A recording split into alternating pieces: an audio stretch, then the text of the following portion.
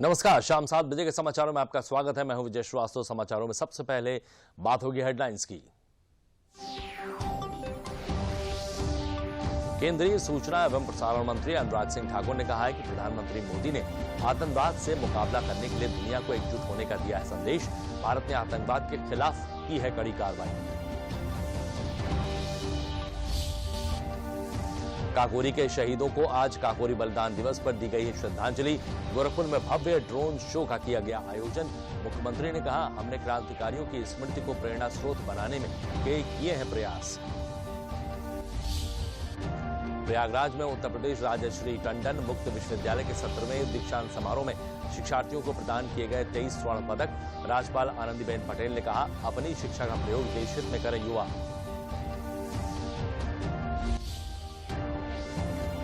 केंद्रीय वित्त राज्य मंत्री पंकज चौधरी ने कहा, जीएसटी को 2 करोड़ से नीचे के मामलों में नहीं हो गया व्यापारियों पर मुकदमा दर्ज। 2 करोड़ के ऊपर की हेराफेरी पर की जाएगी सख्त कार्रवाई।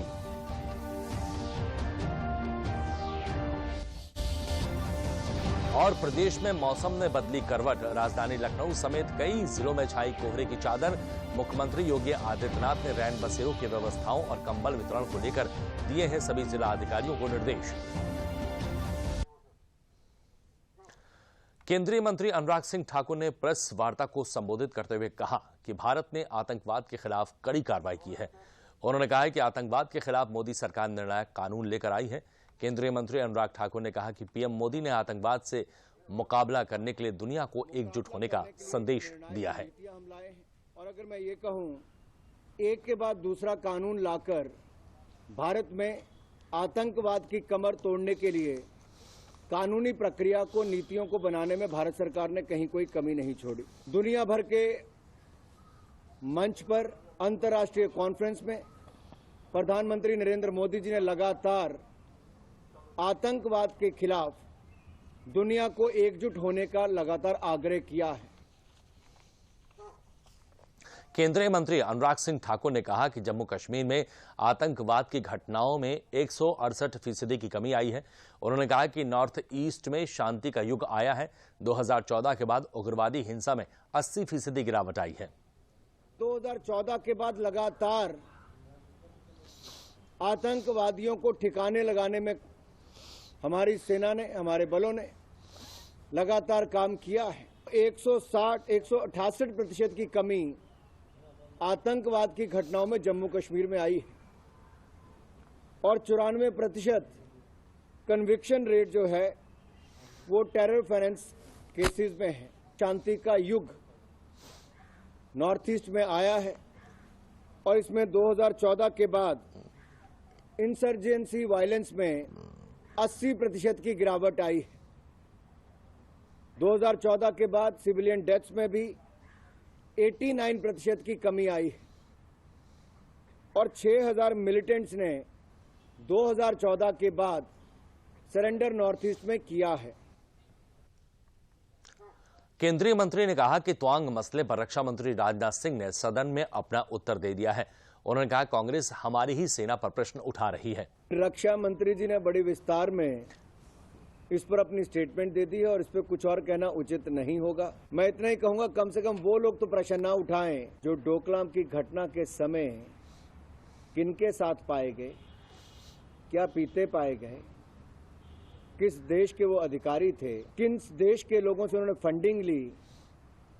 राहुल जी, क्या चाइना के अधिकारियों के साथ आप थे? क्या भारतीय सेना के ऊपर उस समय प्रश्न चिन्ह आप खड़ा कर रहे थे? क्या चाइनीज दूतावास से फंडिंग राजीव गांधी फाउंडेशन ने ली? इस पर राहुल गांधी चुप क्यों है? क्यों जुबान बंद हो गई? और जब हमारे सैनिकों ने मुंह तोड़ जवाब डोकलाम पे भी दी और सर्जिकल स्ट्राइक और बालाकोट स्ट्राइक्स भी की, तब भी क्या राहुल गांधी जी और कुछ विपक्ष के नेता प्रश्न चिन्ह खड़े करते रहे? ये तो अपनी ही सेना पर प्रश्न चिन्ह खड़े करने वाले हैं। केंद्रीय मंत्री अनुराग सिंह ठाकुर ने कांग्रेस पर निशाना साधते हुए कहा कि कांग्रेस ने हमारी सेना के लिए एक भी बुलेट प्रूफ जैकेट नहीं खरीदी थी। हमने अपनी सेना को मजबूत किया है। उन्होंने कहा कि हमने अपनी सेना को आधुनिक हथियारों से लैस किया है। कांग्रेस की सरकार रही, कांग्रेस ने एक भी बुलेट प्रूफ जैकेट खरीद कर नहीं थी। मोदी सरकार ने 2 लाख से ज्यादा बुलेट प्रूफ जैकेट दे दी, स्नो बूट्स दे दिए, लेटेस्ट हथियार दे दिए, राफेल विमान दे दिए, लेटेस्ट हथियारों से लेकर फाइटर जेट्स तक दिए और make in India defence sector में करके अब दुनिया पर निर्भर नहीं, आत्मनिर्भर भारत रक्षा के क्षेत्र में बनाने का काम किया तो प्रधानमंत्री मोदी जी के नेतृत्व में हुआ। हमने अपनी सेना को मजबूत किया। काकोरी ट्रेन एक्शन के नायक पंडित राम प्रसाद बिस्मिल को गोरखपुर सेंट्रल जेल में 19 दिसंबर 1927 को फांसी दी गई थी। उन्हीं की याद में गोरखपुर सेंट्रल जेल में श्रद्धांजलि सभा, यज्ञ, हवन इत्यादि का आयोजन किया गया। उनकी प्रतिमा और फांसी घर पर लोगों ने फूल और माल्यार्पण कर श्रद्धांजलि अर्पित की। इस अवसर पर गुरु कृपा संस्थान द्वारा विभिन्न सांस्कृतिक कार्यक्रमों का आयोजन किया गया। पंडित राम प्रसाद बिस्मिल को 30 वर्ष की आयु में ब्रिटिश सरकार ने फांसी दे दी थी। वो हिंदुस्तान रिपब्लिकन एसोसिएशन के सदस्य भी थे।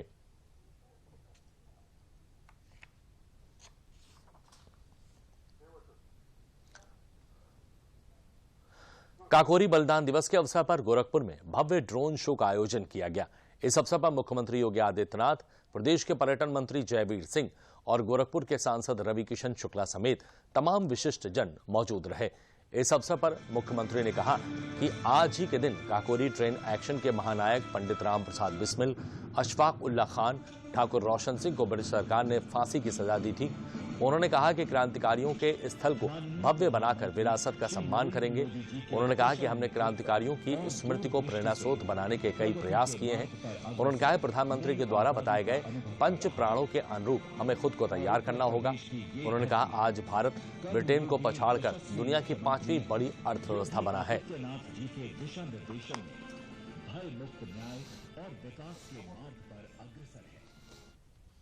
ये हमारा सौभाग्य है, उत्तर प्रदेश के अंदर भारतीय जनता पार्टी की डबल इंजन की सरकार ने आदरणीय प्रधानमंत्री जी के नेतृत्व में अपने इन क्रांतिकारियों की स्मृतियों को जीवंत बनाए रखने के लिए, वर्तमान और भावी पीढ़ी के लिए एक प्रेरणा के रूप में स्थापित करने के लिए अनेक कदम उठाए हैं। गोरखपुर की जेल में पंडित राम प्रसाद बिस्मिल के भव्य स्मारक को पर्यटन और संस्कृति मंत्रालय ने बनाकर के मैं आज सुबह से देख रहा था। हजारों की संख्या में स्कूली छात्र छात्राएं गोरखपुर में जेल में जाकर के उस फांसी स्थल को देख रहे थे जहां पर पंडित राम प्रसाद बिस्मिल को फांसी की सजा हुई थी। ये गोरखपुर में ही हम लोगों ने महान क्रांतिकारी अस्फाउल्लाह खां के नाम पर गोरखपुर प्राणी उद्यान का नाम गोरखपुर में क्रांतिकारी अस्फाउल्लाह खां के नाम पर रखा है। काकोरी बलिदान दिवस के अवसर पर 5 दिवसीय समारोह के समापन अवसर पर प्रदेश के उप मुख्यमंत्री ब्रजेश पाठक ने शहीदों को श्रद्धांजलि अर्पित की। उप मुख्यमंत्री ने काकोरी ट्रेन एक्शन पर आधारित चित्र प्रदर्शनी का उद्घाटन और सांस्कृतिक विभाग द्वारा माई गव के माध्यम से स्वतंत्रता आंदोलन विषयक ऑनलाइन राष्ट्रीय क्विज प्रतियोगिता का शुभारंभ किया। इस अवसर पर उप मुख्यमंत्री ने स्वतंत्रता संग्राम सेनानियों के परिजनों को भी सम्मानित किया। उन्होंने समारोह को संबोधित करते हुए कहा कि 9 अगस्त 1925 को हमारे शहीदों ने देश की आजादी के लिए प्राणों की चिंता न करते हुए अंग्रेजी हुकूमत को चुनौती देते हुए इसी स्थान पर खजाने को अपने नेतृत्व में कब्जा करने का काम किया था। समारोह में सरकार की योजनाओं के स्टॉल, काकोरी शहीद स्मृति युवा मेला सहित सांस्कृतिक कार्यक्रमों का भी आयोजन किया गया। इस अवसर पर भाजपा के विधायक आशुतोष टंडन, नीरज बोरा और अन्य भाजपा नेता भी उपस्थित रहे।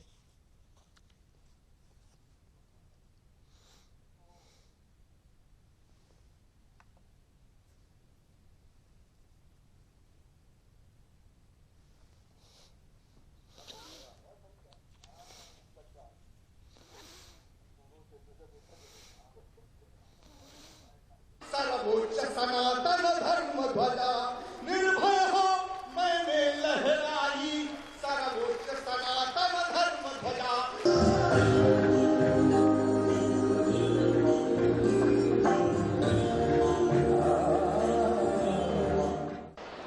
पूरे देश और दुनिया के पैमाने पर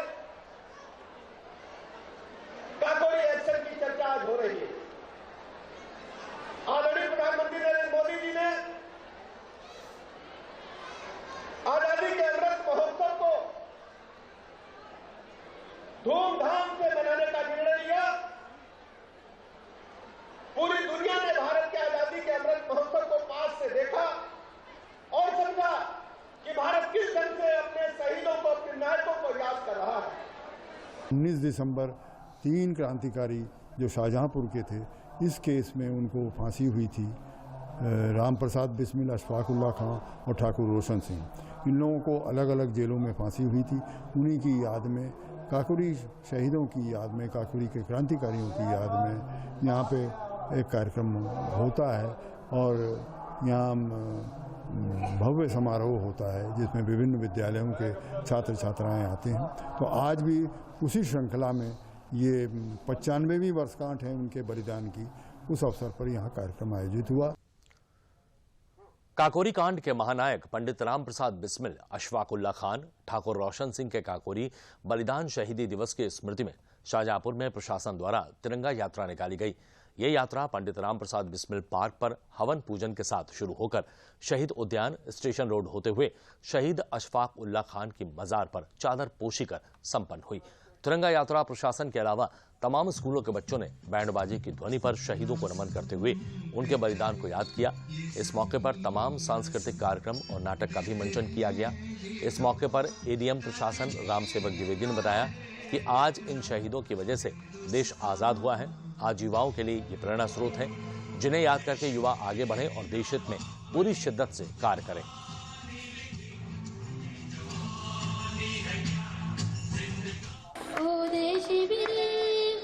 तेरी शान पे सदके कोई धन है क्या तेरी भूल से। तो शाहजहांपुर शहीदों की धरती है। पंडित राम प्रसाद बिस्मिल, ठाकुर रोशन सिंह और शहीद अशफाक उल्लाह खां साहब, तीनों की ये धरती है। और आप देख रहे हैं पूरे शहर में, पूरे जिले में बहुत ही जोश उत्साह भरा हुआ है। आज तिरंगा यात्रा बिस्मिल पार्क से शहीद अशफाक उल्लाह खां साहब की मजार तक जा रहा है, जिसका भव्य दृश्य आपके सामने है। पूरे जोश और खरोश के साथ ये बलिदान दिवस आज का जो है मनाया जा रहा है और जनपद शाहजहांपुर प्रदेश में अपना एक अप्रतिम योगदान शहीदों की नगरी के माध्यम से रखता है। आजादी के अमृत काल में आजादी के दीवाने विषय पर इलाहाबाद संग्रहालय में 3 दिवसीय चित्रकला कार्यशाला का शुभारंभ किया। इस अवसर पर उन्होंने चित्र प्रदर्शनी का अवलोकन किया। चित्र प्रदर्शनी में मुख्य रूप से सेंट्रल असेंबली में बम फेंकने की घटना, जलियांवाला बाग, नरसंहार, बंगाल का विभाजन, कांग्रेस में विभाजन, स्वदेशी आंदोलन और चंद्रशेखर आजाद की गैलरी को राज्यपाल ने बड़ी गहनता से देखते हुए संग्रहालय निदेशक से जानकारी ली।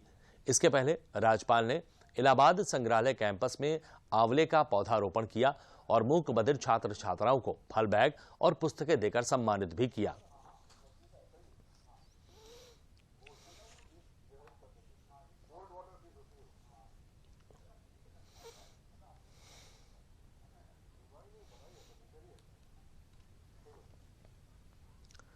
उत्तर प्रदेश राजश्री टंडन मुक्त विश्वविद्यालय प्रयागराज का 17वां दीक्षांत समारोह आज फाफामऊ में अटल प्रेक्षागृह में संपन्न हुआ।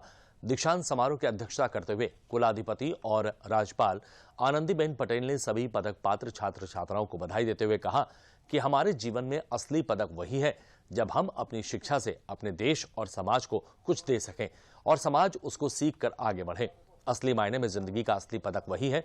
उन्होंने अपने संबोधन में छात्रों से कहा कि वो अपने जीवन में ऐसा कोई कार्य ना करें जिससे किसी को दुख पहुंचे। आगे उन्होंने वर्ष 2023 में G20 की मेजबानी करने जा रहे भारत को लेकर कहा कि आज पूरा विश्व भारत की ओर देख रहा है। ऐसे में G20 की मेजबानी करना भारत के लिए गौरव की बात है। दीक्षांत समारोह में विभिन्न विद्या शाखाओं में सर्वाधिक अंक प्राप्त करने वाले शिक्षार्थियों को 23 स्वर्ण पदक प्रदान किए गए। सर, मेहनत तो बहुत करनी पड़ी थी। मेरे लिए सिचुएशन बिल्कुल एडवर्स थी, बट फिर भी किया और आज ही पाया। आगे भी सोचेंगे तो और अच्छा करें।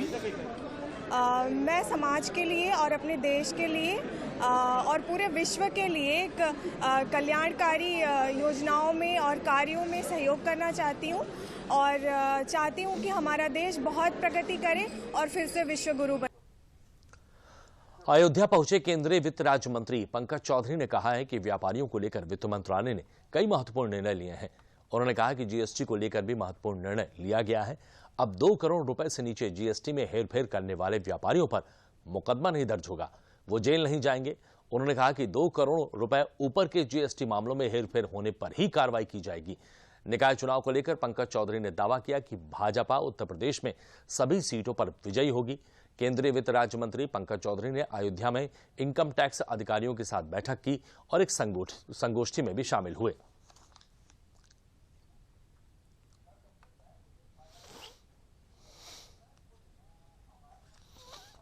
देखिए, मीटिंग में 2-3 महत्वपूर्ण निर्णय हुआ है। कुछ काउंसिल ने रिकमेंड किया है गोप को ग्रुप ऑफ मिनिस्टर्स, लेकिन जो कल एक महत्वपूर्ण जनता के लिए निर्णय हुआ है कि अब 2 करोड़ से नीचे वाले जो भी टैक्स होंगे उनको कहीं ना कहीं जेल जाने की आवश्यकता नहीं पड़ेगी, उनको उससे मुक्त कर दिया गया है। जो सबसे बड़ा निर्णय था कि व्यापारियों के ऊपर कहीं ना कहीं संकट मंडराता था, ये जीएसटी काउंसिल ने निर्णय लिया कि 2 करोड़ से ऊपर के मामलों में वो कार्रवाई होगी, नीचे के मामलों में नहीं। और समाचारों का सिलसिला जारी रहेगा, लेकिन उससे पहले लेंगे एक बहुत ही छोटा सा ब्रेक।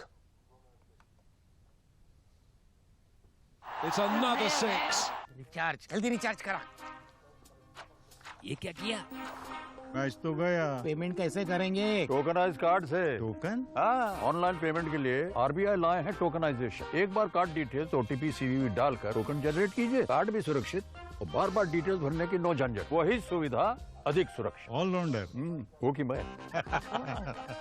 आरबीआई कहता है कि जानकार बनिए, सतर्क रहिए।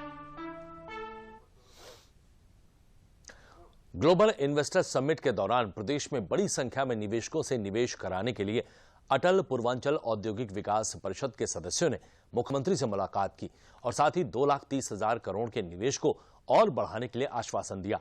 परिषद के राष्ट्रीय अध्यक्ष और प्रदेश अध्यक्ष समेत बड़ी संख्या में उद्योगपति मुख्यमंत्री से मिले। इस अवसर पर विकास परिषद के प्रदेश अध्यक्ष राम उग्रह शुक्ला ने बताया कि उप मुख्यमंत्री, उद्योग मंत्री और मुख्यमंत्री के सलाहकार की उपस्थिति में 2,30,000 करोड़ के निवेश के लिए मित्र पोर्टल पर पंजीकरण कराया गया है। उन्होंने कहा कि प्रदेश में जब से कानून व्यवस्था अच्छी हुई है, निवेशकों का प्रदेश में आना जारी हुआ है।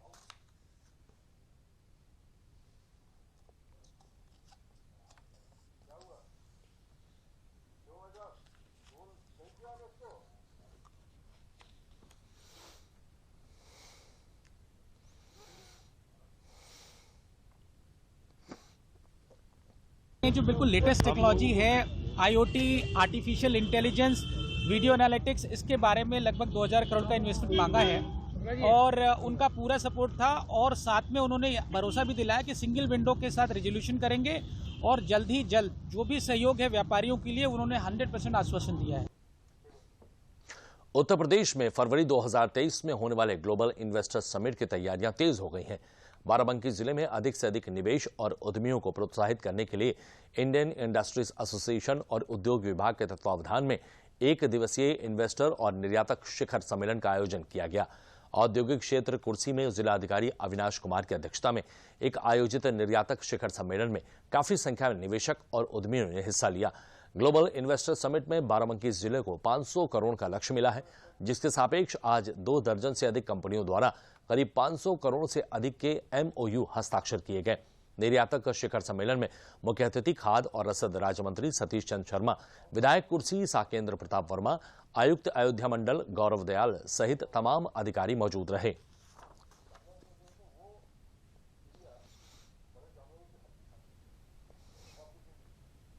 पहले हम लोगों को डर लगता था, आज हमारे दरवाजे लोग आ रहे हैं, हम लोगों से मिल रहे हैं, हमसे बात कर रहे हैं। बहुत परिवर्तन है। पहले फैक्ट्री के अंदर अधिकारी को बुलाने के लिए तो 100 बार सोचना पड़ता था। अब हम लोग खुले मन से उन लोगों को बुलाते हैं और कोई परेशानी किसी प्रकार की नहीं है। सरकार की हम बहुत बड़ी सराहना करते हैं। ये बड़ी अच्छी बात है कि जो ये कार्यक्रम चालू किया गया है, इससे सबसे बड़ी बात तो यह है कि लोगों की अर्थव्यवस्था मजबूत होगी और ग्रामीण क्षेत्र के लोगों को रोजगार मिलेगा। ये बहुत ही शानदार पहल है और इसमें इंडस्ट्रियलिस्ट और जिला प्रशासन के सहयोग से और डीआईसी के सहयोग से इसको आयोजित किया गया है और निश्चित ही ऐसे अच्छे कार्यक्रम अगर आयोजित होते रहेंगे तो हम लोग और एनकरेज कर पाएंगे इन्वेस्टमेंट को और जो मंशा है स्टेट गवर्नमेंट की वो पूरी होगी। जहाँ तक है कि हम लोग इसमें 1,000 करोड़ का निवेश बाराबंकी जनपद से होगा, जिसमें कि अभी बहुत सारे उद्यमी ऐसे हैं जो उपापोह में हैं, जो अभी कोई दिखाना नहीं चाह रहा है, वो आगे आ जाएंगे और जिनसे अभी प्योर एमओयू नहीं हो पाया है।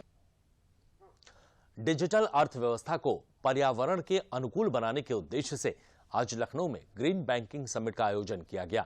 Associated chamber of commerce and industry of UP के बैनर तले आयोजित इस ग्रीन समिट में कई बैंकिंग संस्थाओं के साथ उत्तर प्रदेश के विभिन्न औद्योगिक घरानों ने हिस्सा लिया है। इस मौके पर ग्रीन बैंकिंग समिट में पर्यावरण के अनुकूल अर्थव्यवस्था के विभिन्न घटकों और उसके लाभों पर विस्तार से चर्चा की गई है। इस मौके पर बॉम्बे स्टॉक एक्सचेंज से आए एमएसएमई और स्टार्टअप के सीईओ ने उत्तर प्रदेश के एमएसएमई इकाइयों को अधिक से अधिक लोन उपलब्ध कराने पर जोर दिया है। इस मौके पर उन्होंने कहा कि आने वाले समय में उत्तर प्रदेश देश की अर्थव्यवस्था का मुख्य केंद्र बनेगा और इसको सफल बनाने में राज्य सरकारों द्वारा निवेश के लिए जो कार्य किए जा रहे हैं वो काबिल तारीफ है।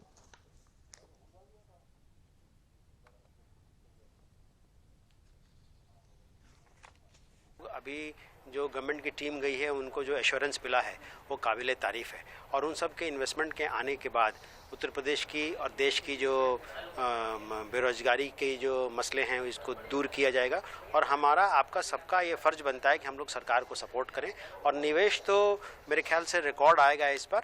अब सरकार को और हम उद्योगपति संस्थानों को यही करना पड़ेगा कि उनको ज़मीन का मुहैया करा दिया जाए, उनके जो सिंगल विंडो सिस्टम है वो करा दिया जाए, सारे जो उनके प्रॉब्लम्स हैं उसको सॉल्व करा दिया जाए, सब एनओसीज मिल जाए, उनको किसी तरह का कोई प्रॉब्लम नहीं हो, तब इन्वेस्टर आएगा और करेगा। और देखिएगा फरवरी में जो ये होना है ये मेरे ख्याल से ऐतिहासिक हो।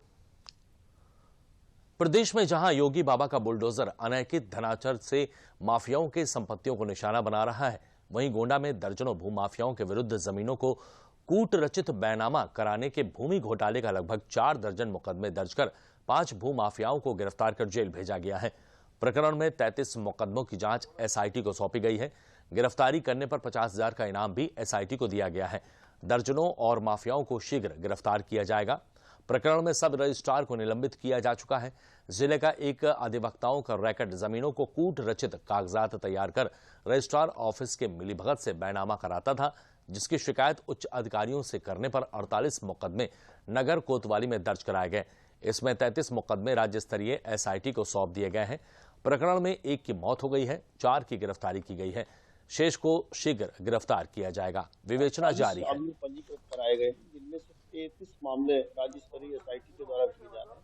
कुछ मामले जनपद स्तरीय पर विवेचनाधीन है। इसी एक प्रकरण में अभी एक मामला 2016 का था, उसमें फर्जी कागजात के द्वारा, फर्जी वसीयत के द्वारा जमीन का बैनामा कराया गया था, उनकी जांच की गई। पर्याप्त साक्ष्य संकलन के उपरांत इसमें 5 लोगों को गिरफ्तार करके मामले न्यायालय के समक्ष प्रस्तुत किया गया और इन सारे प्रकरणों की जांच की जा रही है और इसमें जो भी संलिप्त है उनके विरुद्ध साक्ष्य संकलन कर उनको गिरफ्तारी करते हुए अग्रिम विधिक कार्रवाई की जाएगी।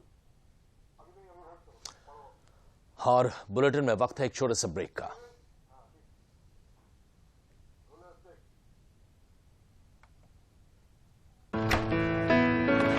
पापा ये सब? हाँ, जो चीजें सालों से बेवजह पड़ी हो उन्हें हटा देना चाहिए। ये भी दादाजी की पुरानी पासबुक और एफडी। अरे ये कैसे रह गया?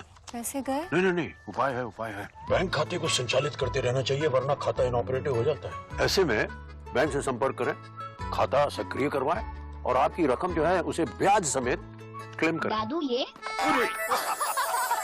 आरबीआई कहता है जानकार बनिए, सतर्क रहिए। सही कह रहा है। आज से देश भर में शुरू हो रहे सुशासन सप्ताह में 3000 से अधिक सेवाओं को ऑनलाइन किया जाएगा। केंद्रीय कार्मिक, लोक शिकायत और पेंशन मंत्री डॉक्टर जितेंद्र सिंह आज नई दिल्ली में विज्ञान भवन में 5 दिवसीय प्रशासन गांव की ओर अभियान के उद्घाटन के दौरान देश भर के जिला कलेक्टर्स द्वारा चिन्हित 3120 नई सेवाओं को ऑनलाइन सेवा प्रदायगी के लिए जोड़ेंगे। इस द्वारा केंद्रीय कृत लोक शिकायत निवारण और निगरानी प्रणाली और राज्य के पोर्टल पर मिली शिकायत का एक साथ निस्तारण किया जाएगा। जन शिकायतों के निवारण और सेवा प्रदायगी में सुधार के लिए देशव्यापी अभियान देश के सभी जिलों, राज्यों और केंद्र शासित प्रदेशों में आयोजित किए जाएंगे। अभियान में 700 से अधिक जिला कलेक्टर्स भाग लेंगे और अधिकारी तहसील और पंचायत समिति मुख्यालय का दौरा करेंगे।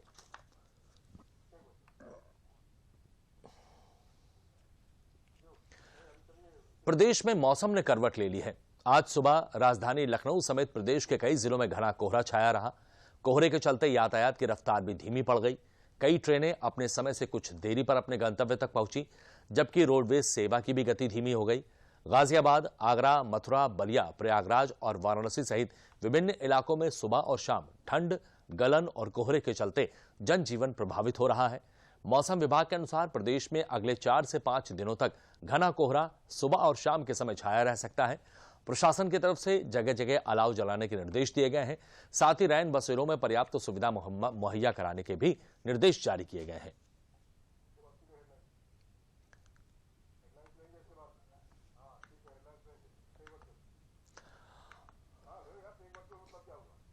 और बुलेटिन के अंत में प्रमुख समाचार एक बार फिर।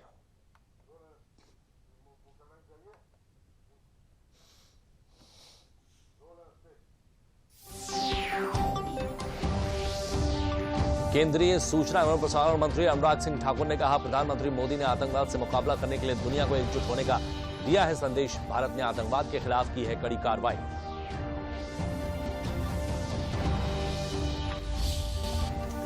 काकोरी के शहीदों को आज काकोरी बलिदान दिवस पर दी गई श्रद्धांजलि। गोरखपुर में भव्य ड्रोन शो का किया गया आयोजन। मुख्यमंत्री ने कहा, हमने क्रांतिकारियों की स्मृति को प्रेरणा स्रोत बनाने के किए हैं कई प्रयास। प्रयागराज में उत्तर प्रदेश राजश्री टंडन मुक्त विश्वविद्यालय के 17वें दीक्षांत समारोह में शिक्षार्थियों को प्रदान किए गए 23 स्वर्ण पदक। राज्यपाल आनंदीबेन पटेल ने कहा, अपनी शिक्षा का प्रयोग देश हित में करें युवा। केंद्रीय वित्त राज्य मंत्री पंकज चौधरी ने कहा, जीएसटी के 2 करोड़ से नीचे के मामलों में नहीं होगा व्यापारियों पर मुकदमा दर्ज। 2 करोड़ के ऊपर की हेराफेरी पर की जाएगी सख्त कार्रवाई।